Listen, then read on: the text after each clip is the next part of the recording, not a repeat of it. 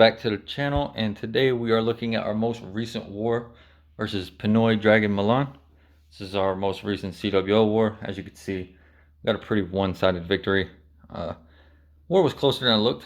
These guys got some unfortunate luck and couldn't just top off some of those time fails and high percent 2 stars, so ended up being 18-5 as far as triples go. I believe we swagged some attacks. Yeah, one. So bad juju on us. But this war was very fun. I enjoyed that their bases were a lot different than I was expecting. And go ahead and take a look at how I did. So Ghost Rider, Whale Rider. I went 3 for 4 with a 97% time fail. So very, very close to a 12-pack. Unfortunately, just couldn't get that last 3%. But very good war. Before we jump into the replays on 2 of the attacks that I did, just want to say thank you all for the support. Should be very close to around 400 subscribers once this video comes out. We're gonna keep pushing, trying to get as many as we can. But last week I spent a very large amount of time covering other people's attacks, so I want to make sure I do at least one video kind of showing my attacks. This war I did a Sui Lalo, Queen Charge Hogs, and a Queen Charge hybrid, I believe. Yeah, I did one hybrid.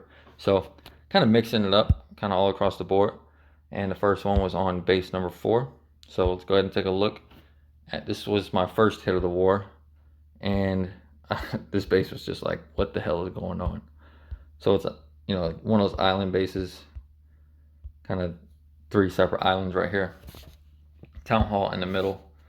These bases are very open to Lalo because even though they seem very spread out, I'm going to show you it's actually very easy to make your Lalo pathing. Well, I say easy. Things didn't exactly go as planned. But first thing I noticed was this clan castle.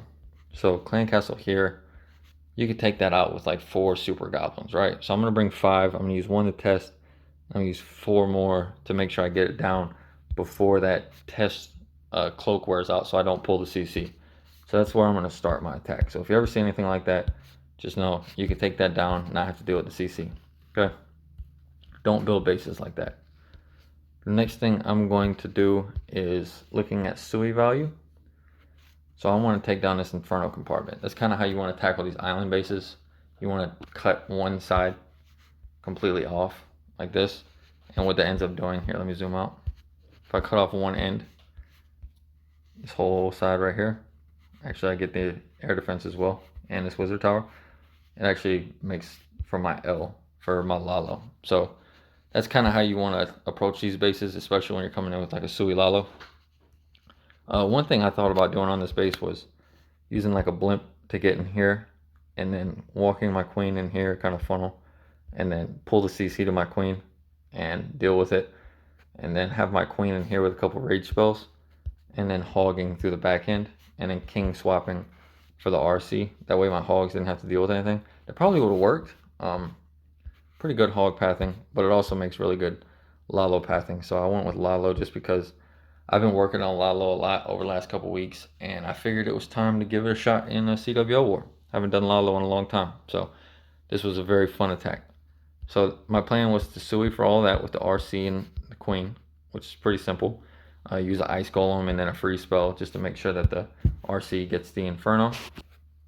And then I wanted to send my loons kind of this way, right? That way, you start over here and then you work towards here with the hound coming in. And what the hound ends up doing is pulling all the traps and kind of tanking. Have early haste just to get everything in here moving. And my goal is to get all these loons with all these defenses down here on this air defense. And I'm going to send a blimp while that's going on with the hound and 5 super goblins, and that's going to take out the town hall. So since it's such a spread out base, we'll just go one section at a time. So now my loons are here. I had this mortar that I'm going to end up getting down with like 1 or 2 balloons at the start. And what that's going to end up doing is opening up pathing for 3-finger drop onto these 3 defenses. So as my loons are pathing through here, going to this wizard tower, I'll have loons coming in to support, keeping them in this channel. This is kind of the channel that I wanted my balloons to ride the whole time, right? So anything outside this channel, I'm going to use some support loons to kind of keep them in there. And then obviously king swap for the RC, a couple loons down on the bomb tower here, a couple loons down on the bomb tower here. Everything pushes through the scatter shots. Do like a rage and a tome here because I don't need the tome for the town hall. Everything kind of pushes in here. I got like 5 free spells and 4 haste spells. I bring a poison spell for some reason. I wasn't really thinking that one through, but that was the plan. That's kind of like the goal. You're gonna see one thing I learned about Lalo is when you drop 9 lava or 9 balloons, that's more HP than 1 lava hound, right? So let's go with 9 loons and then 1 lava. So the eagle targets the highest concentration of HP on 1 tile. So if you drop 1 lava hound and 8 loons, then the eagle will always target the lava hound. If you go 9 loons on 1 tile, then 9 loons has more HP than 1 lava hound. So now that makes the eagle target your loons. Okay, so if everything is clumping up here on this air defense and I don't have another hound down, I need to realize that this is the point where I'm probably going to start, because I'm going to have more than 9 loons, I'm probably going to start having the eagle firing on my Lalo, because I'm going to have more coming here, but they're not going to be on 1 tile. I'm going to have another hound here, but I'm going to have more than 9 loons. So this is going to be the new eagle target, okay? So that's kind of how you want to think about your Lalo. It's not going to be a problem in the beginning because I'm going to do my loon drops where it's going to be like 4, 4, 4, and then kind of going here. And then once everything meets up here, if everything survives, that's 12. So it's definitely the next target for the eagle. So that's kind of how you want to plan out your loon drops to avoid the eagle shells. But let's get into the replay. It was a very sloppy Lalo. I lost track of my main group of loons because I was doing this on my phone and couldn't find them for like 30 seconds, it felt like. So there's the CC kill. Easy peasy. Go ahead and get this archer tower down just so my RC doesn't bounce outside after she goes to the wizard tower. Get the ice golem down. Queen's going to start working on everything. And then I want my queen to go towards the air defense, so I'm going to use my RC now to start pushing her. That way I break the funnel on that archer tower.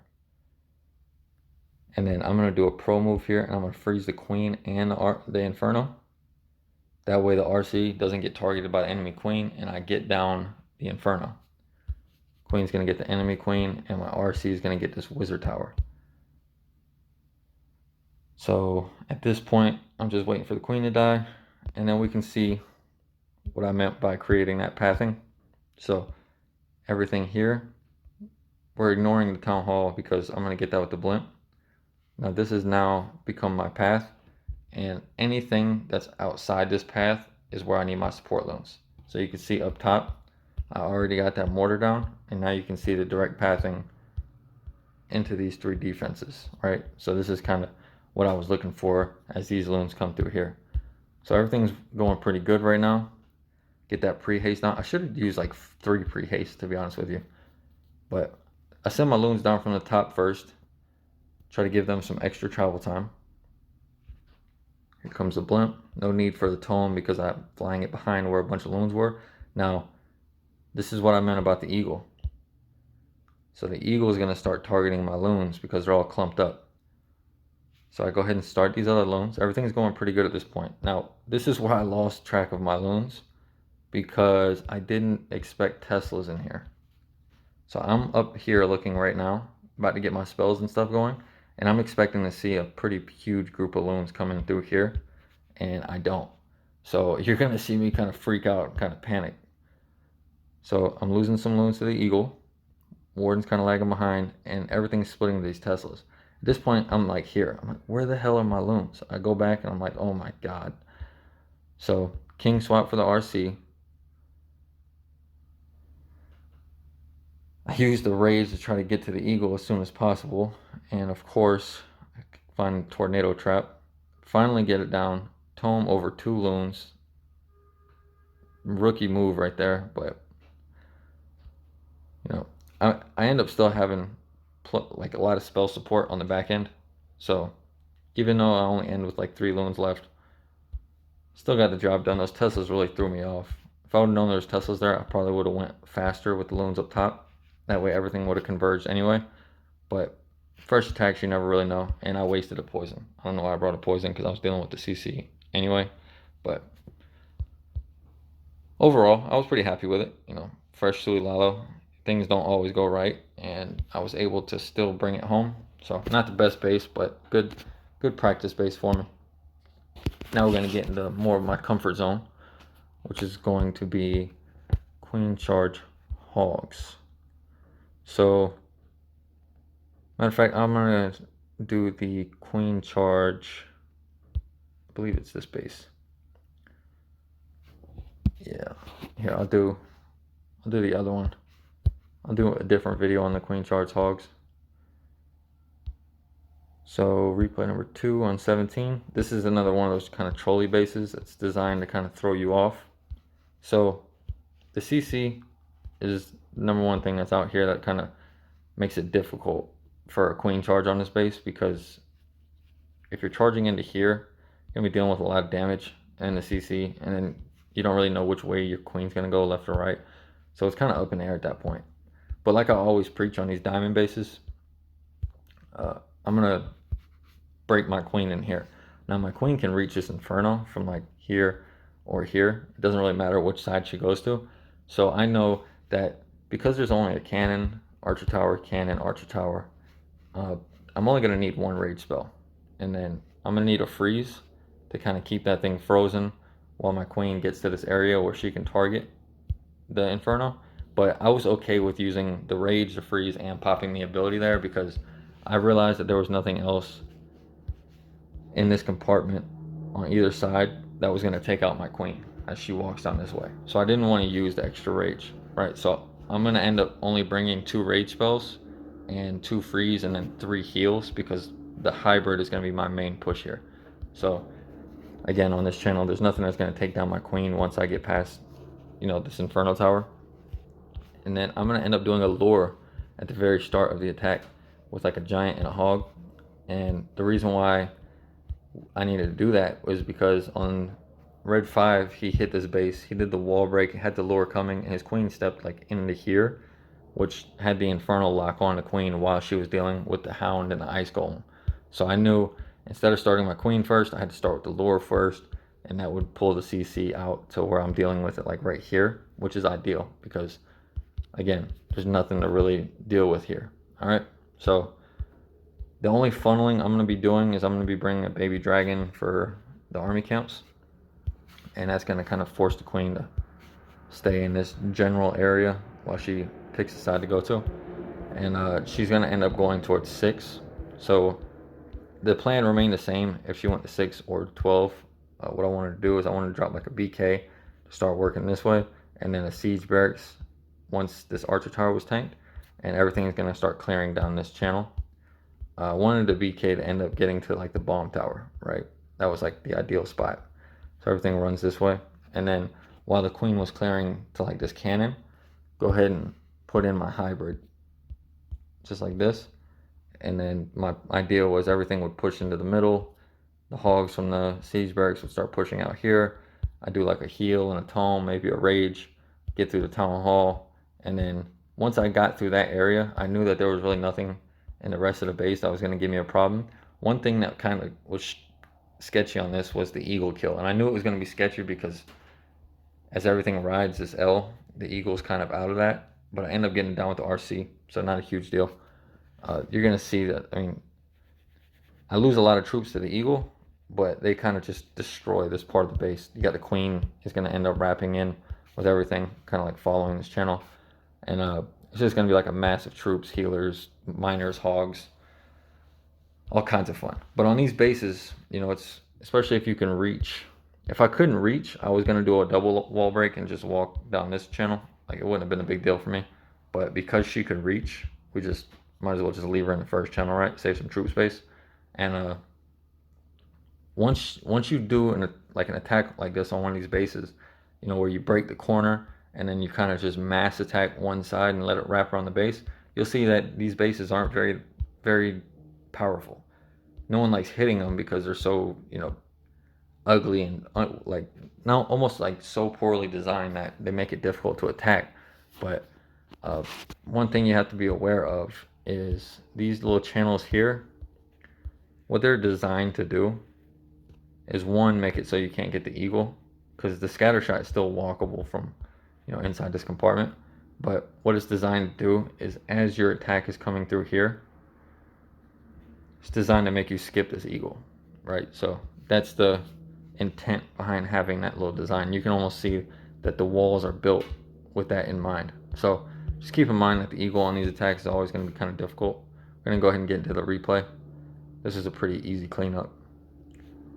I dropped this baby dragon like a noob, and I only get one of the army camps, but I get the queen down. I've already got the lure, so there's 2 Teslas down there. Everything's easy peasy.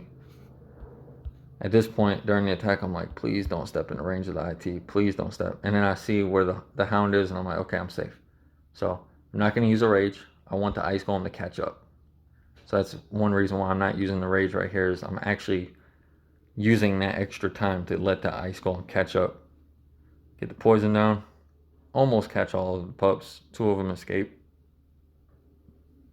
And then now I'm going to start going into my first rage, just because I want her going into this RC and Inferno at full health. So yep, Inferno locks on, frees everything up. That rage could have been just a little bit deeper. It would have sped things up tremendously. Probably would have saved me the ability. But like I said, I was fully invested in using the ability, so go ahead and pop it. No big deal. Now I know the queen's going south. Get the king down. Siege barracks right behind it. And the goal is to get these 3 storages down. Like, that's key. I need that 3 storages down. So I start with the miners. Let them do a little bit of work. Get into that first layer of defenses. King's breaking that funnel for me. Everything's going into the mortar. Should be going to the expo. And heal and freeze that first scatter. Heal kind of gets me through the eagle. And then you're going to see everything. Some stuff tries to go to the eagle and it just doesn't. So my miners are going to snap to this queen. Kill the queen. And then I'm going to tome. Get the town hall down. Still got 2 heal spells in the bag. Got those support hogs coming from the siege barracks. And again, things are trying to kill the eagle, but the scatter shot's giving me some problems. Now everything's in the outermost ring. My miners are kind of in the innermost ring. Healer's kind of keeping everything topped up. Still got the RC ability, so I'm still feeling pretty good. Got a bunch of hogs left. And now the RC is going to start passing in for that eagle. But you can see the eagle did a lot of damage. I mean, look at all those giant bombs I had to go through. And eagle's still up. Now the RC is finally going to get the damn eagle. And after that, I knew it was kind of over. I mean, it was close on time. I think I had like 6 seconds left, but I still had the RC ability. I was kind of holding it for cleanup. And get everything down. Go ahead and pop the RC just to finish the base off. Boom. Didn't even need it. So those were my 2 attacks on like the less desirable bases, I guess. The attack that I did on 6 was actually fairly nice. It was a nice like an anti-3 base. Used the queen charge hogs. Took me 2 hits. It's actually the one I time failed on, so I'll probably do a separate video on that. But yeah, guys, that's kind of how I approached attacking some of these like really just unfamiliar and uncomfortable bases. I really don't like hitting them, but we as a team, and then me specifically, have been taking a lot of time and a lot of effort into FCing a lot of these kind of trolly anti-2 bases, because the more and more we do stuff like the 5v5s, and the more that the meta changes towards those 5v5s and 1-hit format, the more that base building leaves something like the traditional anti-3 base, and they start looking more like this. So I went and copied a bunch of Legend League bases from Sir Moose Gaming, and I've just been FCing those, just trying to see what I can make work on those. And I can tackle anti-3s all day. So anti-3 bases are actually easier for me than an anti-2 base. So I'm trying to, get caught up on that meta, and that's when I've been starting to use a lot more like Lalo, um, Queen Charge Hog, stuff like that, because hybrid is still good, but there's a lot better options out there for those anti-2 bases. So that's what I've been working on, and it kind of paid off this war. I did really well, and a lot of their bases were kind of anti-2.5, 3 maybe, I guess. But yeah, guys, it was a lot of fun. Again, we had a really good war. Uh, I thought we were going for the perfect, but sometimes when you're in such, we knew we won this war like 8 hours in, right? It became like mathematically impossible at like 10 hours in for these guys to win. Kind of becomes difficult to go like full throttle. So, anyways, I appreciate you guys tuning in, trying to bring you guys some of my attacks instead of just highlighting everyone else's attacks. I will have more replays in this week from everyone else because we had some brilliant attacks, a lot of Lalo. DJ had a Queen Charge Lalo that was just insane. So I'm definitely bringing you all those videos, but we're just going to start off with the video from how I did. And then I'm not going to do a defensive video because my bases only got hit once, and I don't really feel like it's a huge deal to get one defense. So they only got hit once. They both defended. They were both really low 2 stars. One was almost a 1 star. It was a 2 star, 50%. So they're very good bases, but there's not enough data that suggests the base was overly OP. All right. So this week we have a bye week from CWL, but we have a ton of 5v5 action. We got our first Evaros. I don't know how to pronounce it, but we have our first 5v5 in Erebos tonight when I'm recording this. So I'll be bringing you the recap from that. We also have DK. He's our new streamer. He's going to be streaming that war live. So big shout out to him. Thanks for helping, with the coverage, and I hope we can kind of get you all the content that you need. And then I don't know what you guys are playing with, but this week I'm going to be playing with the Super Giants, just kind of seeing what I can figure out, do with them, because I am getting bored of Super Wall Breakers and I don't really need them. So Sneaky Goblins are on cooldown, so we're going to see what we can make work with the Super Giant. And that's it, guys. So thank you for tuning in. Big shout out to my wife. Hope you had a great vacation, baby. You really deserved it. And sorry I got you back to work. All right, guys, y'all take it easy.